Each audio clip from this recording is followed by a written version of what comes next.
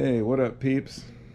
Yeah, I know I'm not in my usual suit and tie behind my desk, in my professional manner that I always do my videos, but today I'm just chilled back on the couch. And I've got my pillow here because I've been laying on it for the last 3 days with the flu. And it sucked. Fortunately, the only symptom I didn't have was vomiting.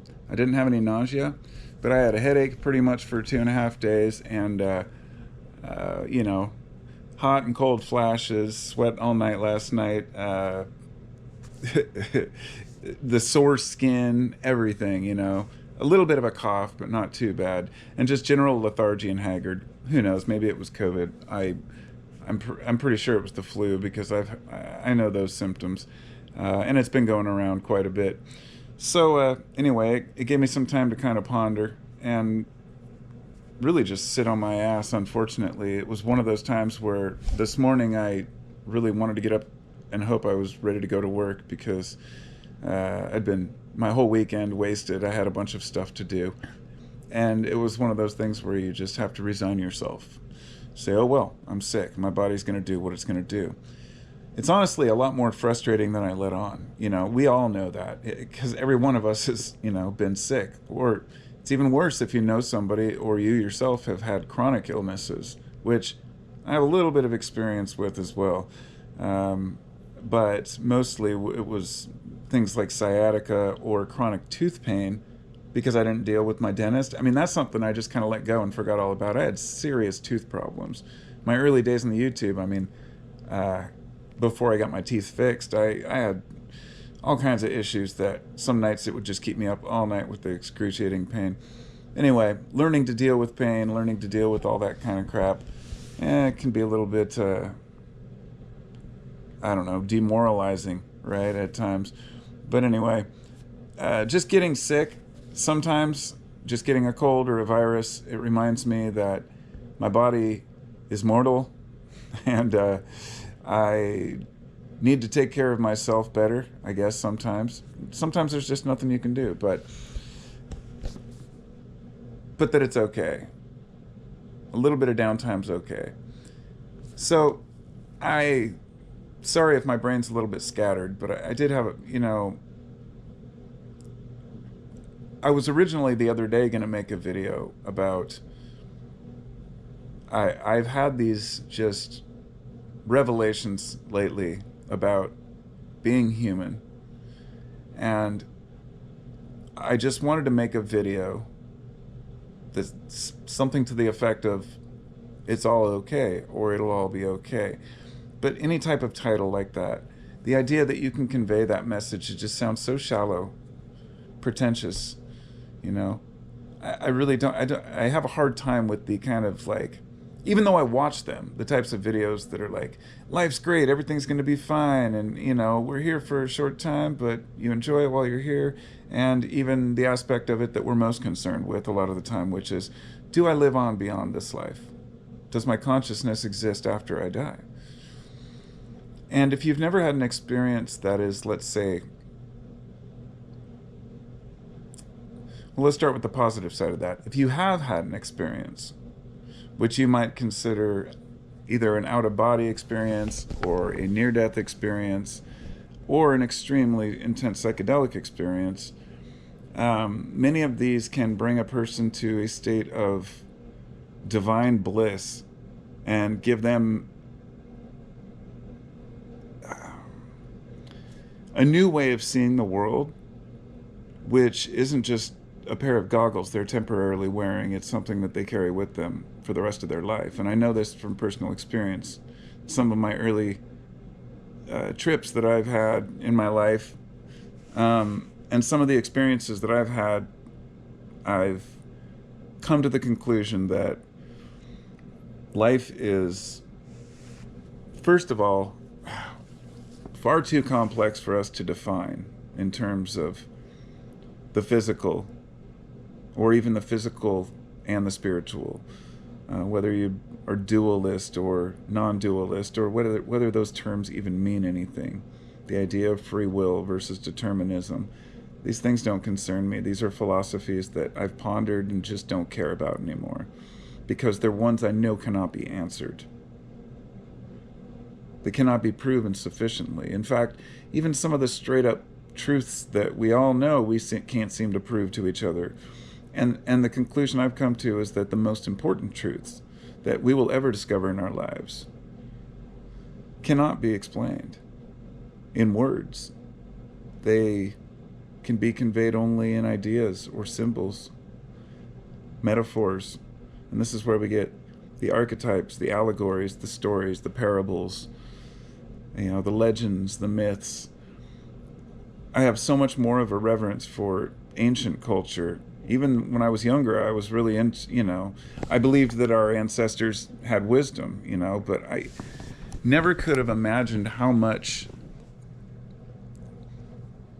of that wisdom would be infused into symbolism and imagery, even down to the shape of the pyramids, the shape, like say in Chichen Itza, I believe, or Tiwanaku. There's several different places in South America where this Aztec symbolism really represents visions that people have, not just when they're taking psychedelics or in meditative states, but also people who have seizures, specific types of seizures, and they can have this kind of divine epiphany in these states. And it's been a while since I've looked into these things, so my apologies. I was really fascinated. I'm looking at the book on the shelf, actually. I should grab it real quick. And it's one that really helped me to understand these things better. It's called Hallucinations by Oliver Sacks. And this guy was an amazing neuroscientist. He died a few years back. I think he was a neuroscientist, but pretty sure he was a doctor. Shit. Anyway, yeah, he did a bunch of studies with people, and oh, look at that. The bookmarkers from Arrowwood. How sweet. It wasn't just about hallucinations that are caused by taking drugs, of course. It was people who have many different conditions, which for some people may be as simple as for the rest of their life, as far as the person's concerned, they're healthy, they're normal, they function, they go to work. However, once in a while, they might see little people running across their room, or things in the corners, somebody sitting in a chair that isn't there, these kinds of things. And then, of course, we have like the second man syndrome thing, where people are, traveling up mountains and they believe somebody's with them, or are having conversations with people that aren't there. Are they hallucinations? Are they caused by hypoxia? There's so many different explanations that we have for hallucinations, that a person was tripping, right? But what if, just what if, everything we see is a hallucination? Which, I don't mean we're living in some sort of a matrix, but we are. In a way, when you look at things by their atomic structure, these vibrating packets of energy that refract light in a certain way that only our eyeballs are honed to see these specific color patterns. We don't see radio waves. We don't see anything else on the light spectrum except for just these colors, right? The more you think about it, the more amazing it becomes. Like, how did we evolve to see these specific waves, and why? And okay, so we start to explain these things a little better. Okay, because we've also got these other, infrared and ultraviolet, which bees can see in ultraviolet, snakes can see in infrared. So other animals may have different capacities to see different colors. And then we realize that some animals and insects can hear probably radio waves and everything else, and it goes on down the list. Life is amazingly complex. And it's always amazed me that people can just write it off as, just some chance thing that happened out in space. The full-blown atheist, right? That's just like, it was just, a rock in space. There's absolutely no purpose, no rhyme or reason, and there's nothing, and most importantly, nothing's more superior to us or more aware than us. That there's no larger space beyond our minds. That when you die, you die. your brain's gone and you're gone. The more and more data that comes out actually in neuroscience, and especially people will point out that once a person's considered dead, say their brain has lost oxygen, it shouldn't produce memories anymore. Yet when people are revived, they come back with memories of the experience while their brains had no oxygen. Many very similar stories, which lead scientists to wonder about these near-death experiences, and many psychonauts to wonder as well. Is it DMT that perhaps causes these things? I doubt it, because dimethyltryptamine is a unique compound. Whatever your body uses it for, I don't believe is the same thing. I believe that quite a bit can be released into the bloodstream, they say during birth, from mother and from child, but and during death. But I don't think that that's really fully what's going on, in my opinion. It's produced they believe, by the pineal gland, right? So people believe it's the spiritual seat of the soul. I don't necessarily think that DMT is that God molecule. I have my own opinions on what might be, but I don't really want to talk about that here. But let's just say in my time of dying, as I age and I've gone through my life, I've experienced many different modes of thinking about spirituality, about how I feel about religion, God, all these things. And I realized a long time ago that none of it really matters as far as what you believe or how you practice it. It's just that you have faith in something better than yourself, greater than yourself, that you're part of. See, I think one of the big problems we have is what religion has done is punished people for who they are. Original sin is the biggest, scam pulled on man. However, it's only because it's been misinterpreted, in my opinion, what it really meant.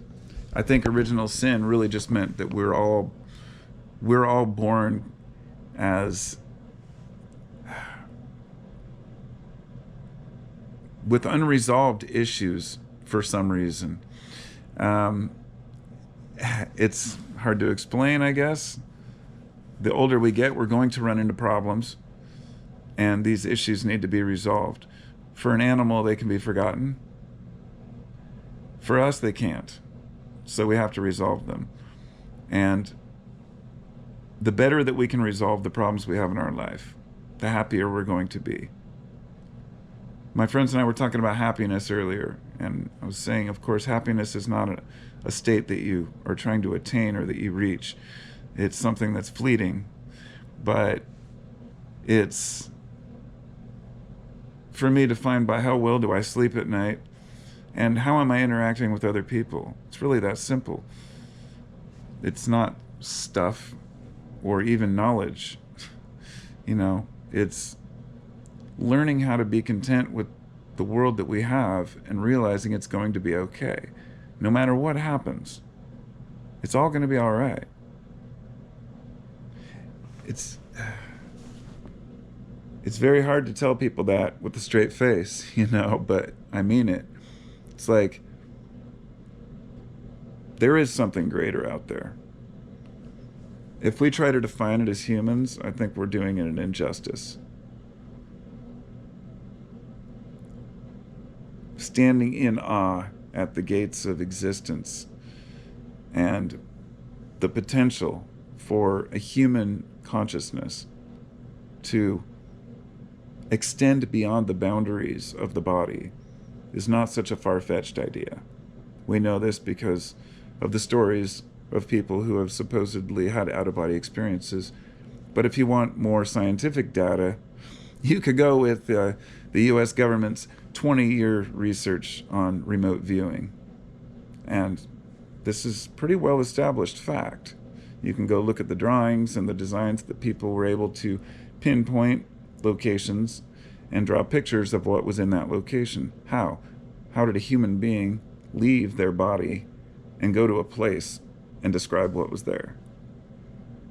Because there's more to this. We just don't understand it. And as humans, when we don't understand something, we just write it off. as a fluke. But no, we may or may not understand it one day. And I know maybe some people can hone these skills. One of the guys apparently was told to remote view the rings on Jupiter, and he described them perfectly. But this was 9 months before the first orbiter got there. And when they got there, it confirmed what he described. It was pretty amazing. You could chalk a lot of these things up to coincidence, but these are big things that really make you wonder. Psychic research that's been done, and then you start to wonder: have some of these places we've been in our mind real? What is a dream? What is reality? And I think that people start to have existential crises when they think too much about these things. And that's why anytime it gets overwhelming, it's best to just step back and say, it's all good. It's all good. Don't worry about it. Things will be just fine. Just focus on friends and family, purpose, try to live your life the best you can, be a good person. It's that simple. Talk to y'all next time. Peace out.